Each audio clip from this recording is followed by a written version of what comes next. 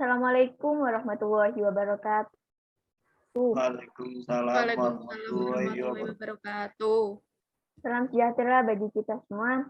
Om Swastiastu, Namo Buddhaya, salam kebajikan, Rahayu, Rahayu, Rahayu. Yang terhormat Ibu Risa Dwi Hardianti, SPD MPD, selaku dosen pembimbing mata kuliah pendidikan konservasi, serta teman-teman yang berbahagia. Sebelumnya, kami dari kelompok 4 mau memperkenalkan diri.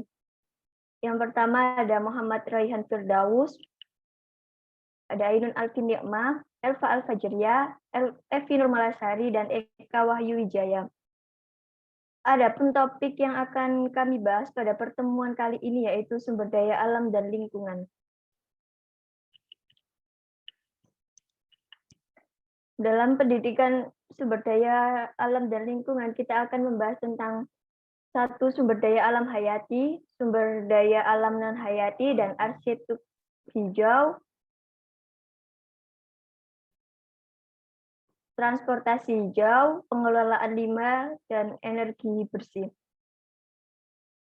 Baik, langsung saja yang bertugas kami persilahkan.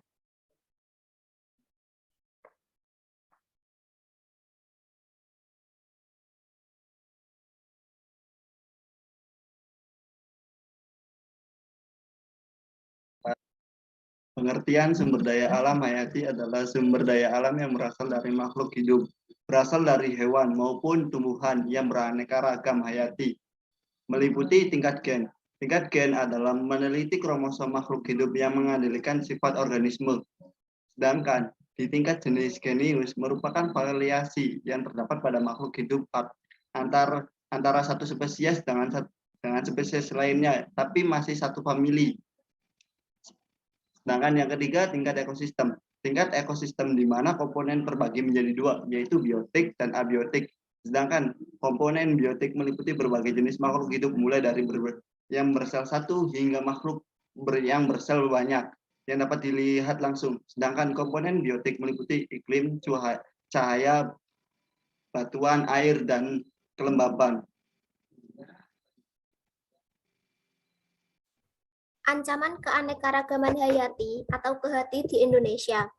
Adanya arus globalisasi dan efisiensi pekerjaan menuntut suatu keseragaman menjadi yang utama di era modern saat ini.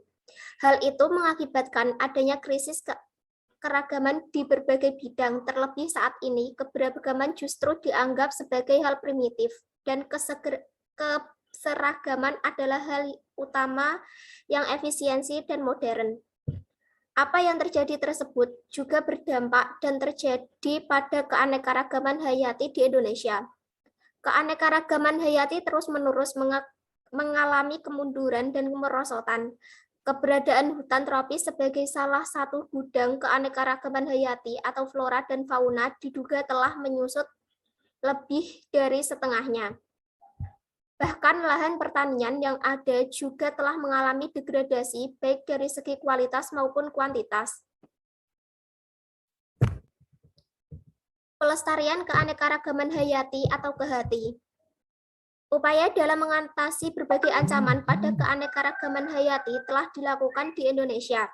Di antaranya yaitu secara praktis mendorong proses suksesi ekologi sebagai bentuk perwujudan kondisi lingkungan yang heterogen, sehingga dapat memberikan kesempatan banyak spesies untuk dapat terus berkembang secara alami. Upaya pelestarian tersebut diantaranya dengan membentuk daerah cagar alam, konservasi SDA, dan melakukan sosialisasi tentang peranan dan fungsi keanekaragaman hayati untuk kelangsungan hidup manusia. Pelestarian keanekaragaman hayati atau kehati di UNES dengan melakukan berbagai rencana, yaitu 1. Arsitektur hijau dan transportasi internal. 2. Pengelolaan limbah. 3. Energi bersih. 4. Kebijakan nirkertas. Keenam, rencana aksi kegiatan tersebut sudah dijelaskan secara rinci tentang tujuan, program, indikator, dan indikasi wilayahnya.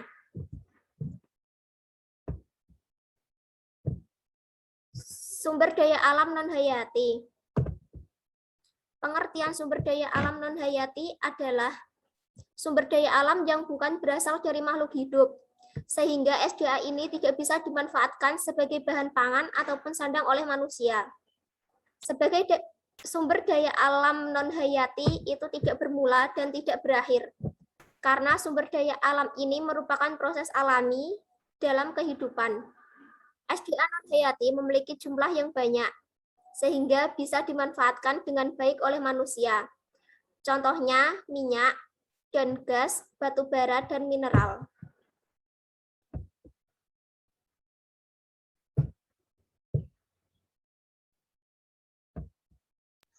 Yang kedua, lingkungan. Meliputi yang pertama, arsitektur hijau.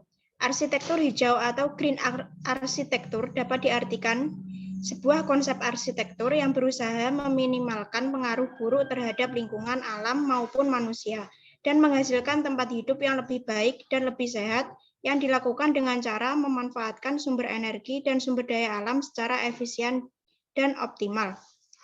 Di UNES, sebagai Universitas Konservasi memiliki komitmen untuk menjadi contoh pengembangan kampus ramah lingkungan, terutama pada gedung-gedung perkuliahan dan perkantoran sebagai manifestasi fisik pencitraan kampus hijau. Penerapan bangunan arsitektur hijau di UNES antara lain, yang pertama, bahan bangunan ramah lingkungan tidak berbahaya dan beracun, seperti contoh gambar yang di sebelah kanan. Yang kedua, penataan letak bangunan yang seimbang antara gedung-gedung, terdapat ruang terbuka yang terdapat perpohonan yang berfungsi sebagai peneduh dan resapan air, seperti gambar yang di kiri. Dengan konsep arsitektur hijau diharapkan akan mengurangi kerusakan-kerusakan terhadap lingkungan dan dapat memberi kenyamanan pada siapapun yang berada di kampus UNES. Dan juga diharapkan pembangunan-pembangunan di negeri ini menggunakan konsep arsitektur hijau yang ramah lingkungan demi keselamatan bumi kita tercinta di masa yang akan mendatang. Yang kedua, green building. Secara umum, green building merupakan perencanaan bangunan untuk membuat hidup lebih baik dan memenuhi kebutuhan generasi berikutnya.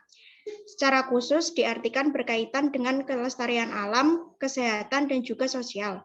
Di UNES terdapat divisi dalam arsitektur hijau, salah satunya divisi green building. Subdivisi ini memiliki tugas, yaitu yang pertama meningkatkan daya dukung bangunan terhadap pengguna.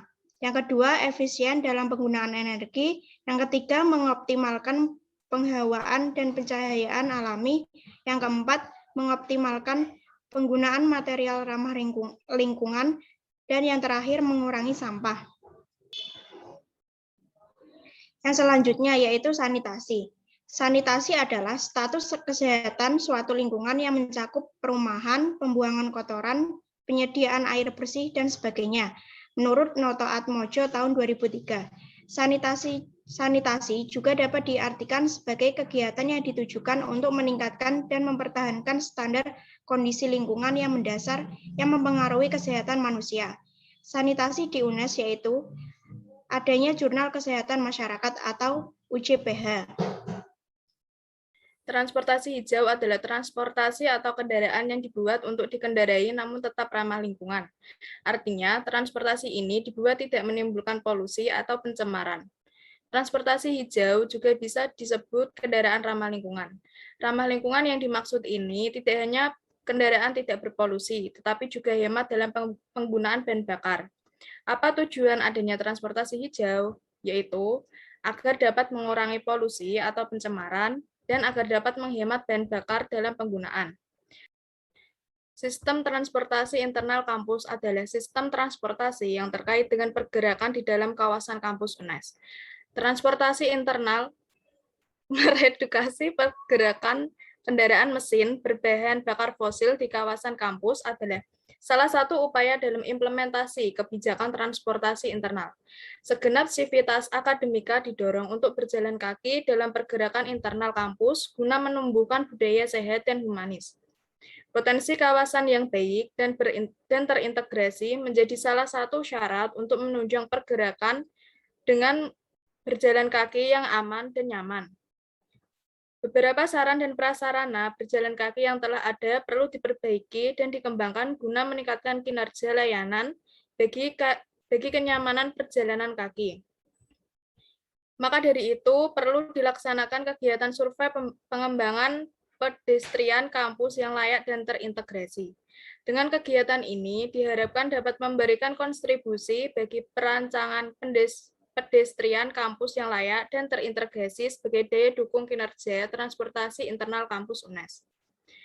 Implementasi sistem transportasi internal atau Sistranal kampus pada awal tahun 2013 dipandang belum optimal dan masih banyak kekurangan dalam sistem pengaturan kendaraan bermotor, pejalan kaki, pengaturan sepeda, dan parkir. Permasalahan yang lain masih belum optimalnya pengelolaan sepeda kampus menjadi kendala dalam penyediaan sepeda yang menjadi salah satu ikon transportasi internal ramah lingkungan. Perlu memaksakan kegiatan yang memiliki kontribusi positif terhadap kebijakan kampus konservasi. Manfaat dilanjutkannya sistem transportasi internal yaitu salah satu strategi pentahapan dalam mencapai peringkat UI Green Metric. 2. Apabila kebijakan sistem transformasi internal tidak dilanjutkan, justru akan menghancurkan branding UNES yang telah dibangun. Ini karena telah banyak instansi luar UNES memberi apresiasi positif terhadap kebijakan transportasi internal. Namun, upaya membangun branding harus diiringi dengan kelengkapan fasilitas yang menunjang komitmen semua pihak. Yang selanjutnya yaitu kebijakan perlu dilanjutkan karena ada banyak keunggulan yang diperoleh atau keunggulan ini diperoleh dari riset. Kedepan untuk meningkatkan efisiensi dan efektivitas Bank Fasi telah melakukan kajian terhadap kelemahan-kelemahan Sistranal. Dari kajian ada beberapa rekomendasi dan penambahan fasilitas untuk mengembangkan kebijakan, yaitu dari riset. Berikut kebijakan terkait transportasi hijau. Yang pertama yaitu sistem transportasi internal kampus Universitas Negeri Semarang, yaitu upaya menetapkan standar clean energy diwujudkan dalam Peraturan Rektor UNES Nomor 11 Tahun 2020 tentang sistem transportasi internal kampus Universitas Negeri Semarang. Transportasi internal kampus menggunakan mobil listrik, sepeda motor, sepeda, dan berjalan kaki. Jumlah kendaraan listrik setiap unit dimonitoring dan dievaluasi melalui program pemeringkatan internal kampusnya, yaitu hijau, bersih, dan sehat. Yang kedua yaitu budaya berjalan kaki dan bersepeda. Budaya berjalan kaki dan bersepeda menjadi salah satu upaya kampus meminimalisir polusi. Pada masa pandemi COVID-19, berjalan kaki dan bersepeda menjadi rutinitas di lingkungan kampus karena kondisi jalan yang teduh dan jarangnya mobilitas kendaraan lainnya.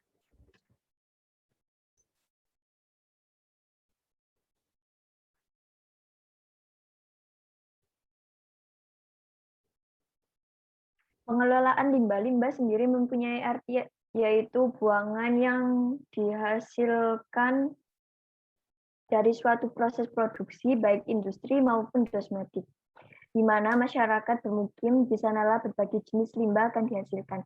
Ada sampah dan ada air buangan dari berbagai aktivitas domestik lainnya. Kerusakan alam dan limbah sebagai hasil eksploitasi mineral, yaitu satu terjadinya bencana-bencana alam seperti banjir, tanah longsor, kebakaran hutan, dan lain-lain. 2. Sumber daya alam yang tidak dapat diperbarui seperti tambang dan minyak bumi akan sangat cepat habis jumlahnya. 3. Rusaknya ekosistem yang berasal dari sumber daya alam seperti hutan dan laut. 4. Sumber mata air menurun atau kering dan rusaknya ekosistem air.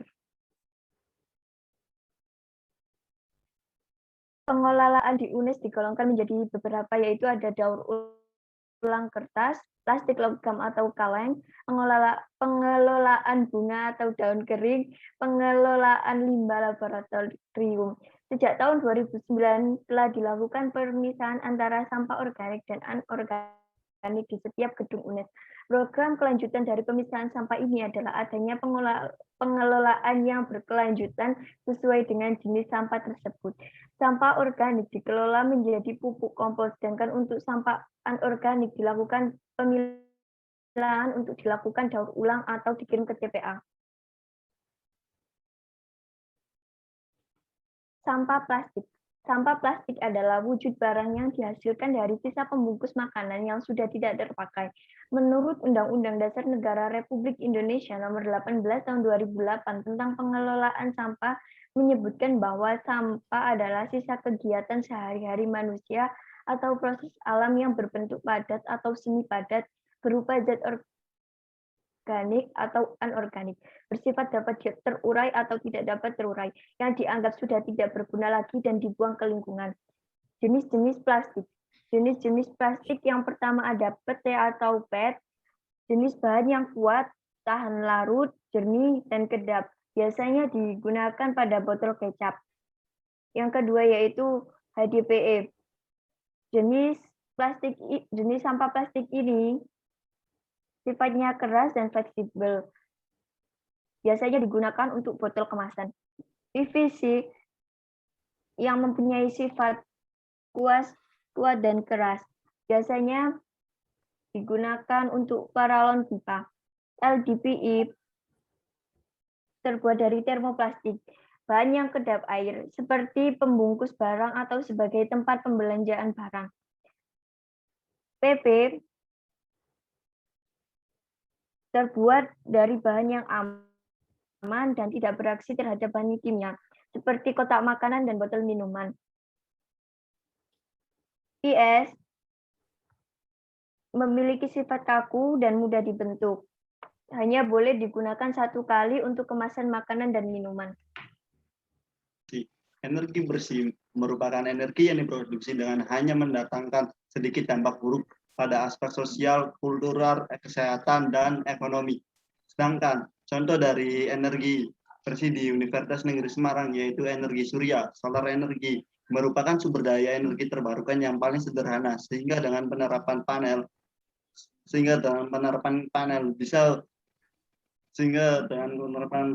surya di beberapa titik utama kampus akan mengurangi konsumsi listrik dari PT PLN. Energi bersih ini mencakup tenaga angin, matahari, air, dan biogas atau bioma.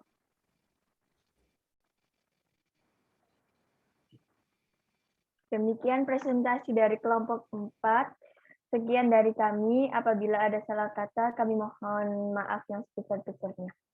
Wassalamualaikum warahmatullahi wabarakatuh. Waalaikumsalam. Waalaikumsalam warahmatullahi wabarakatuh.